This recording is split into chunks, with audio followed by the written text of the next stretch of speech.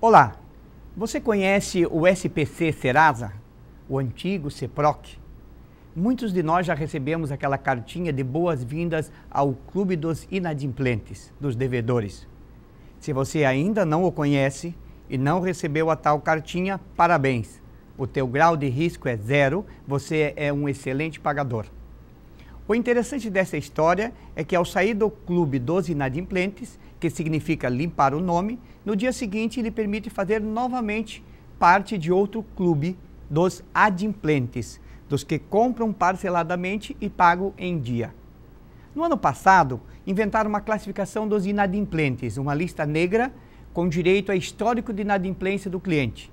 Os advogados adoraram, choveram ações na justiça contra a ilegalidade do ato. E graças ao santo protetor dos inadimplentes, a tal lista negra foi para a lata de lixo. Ufa! Bem, o SPC é para os consumidores comuns. No caso das empresas e governos, o buraco é mais em cima.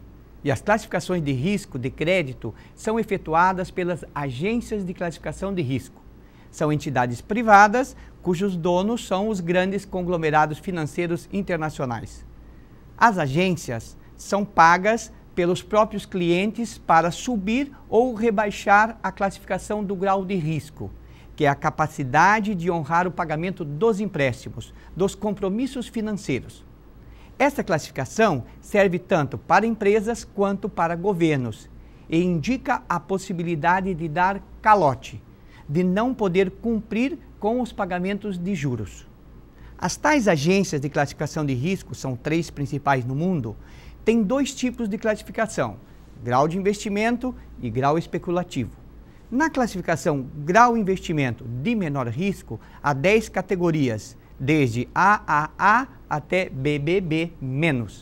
Na classificação grau especulativo, tem de 11 a 14 categorias, de BB+ até D. D é o fundo do poço, o inferno. E ninguém em sã consciência emprestaria para essa empresa ou governo. Empresas do Ike Batista, por exemplo. Existem fundos de investimento que manejam recursos de diversas fontes, os chamados poupadores. Um exemplo são os fundos de pensões. Todo o dinheiro do fundo ele precisa ser aplicado para render juros, para no futuro poder suportar as aposentadorias. E os fundos emprestam para as empresas e governos com a garantia de receber no futuro.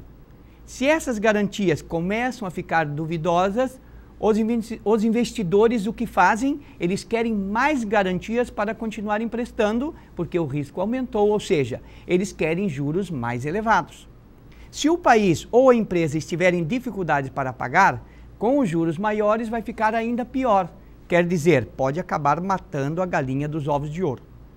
Uma agência de classificação, em função da corrupção, rebaixou a nota da Petrobras, que saiu de grau de investimento bom pagador, menor risco, para grau especulativo, pagador duvidoso, maior risco.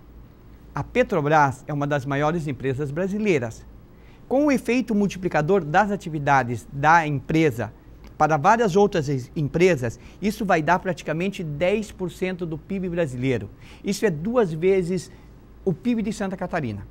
E tem a garantia ainda dos poços e plataformas de petróleo, além do Tesouro Nacional. Com isso, a possibilidade de calote é relativamente pequena. Ano passado, a Petrobras, apesar de toda a corrupção, bateu recorde na produção de combustíveis. Com o rebaixamento da nota, os investidores vão querer juros maiores para emprestar dinheiro para ela.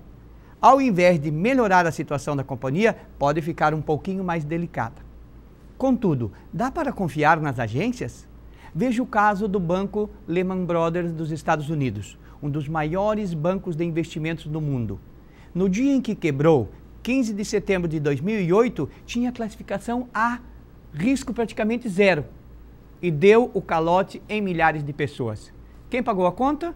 O governo com o dinheiro dos cidadãos. É isto, até mais.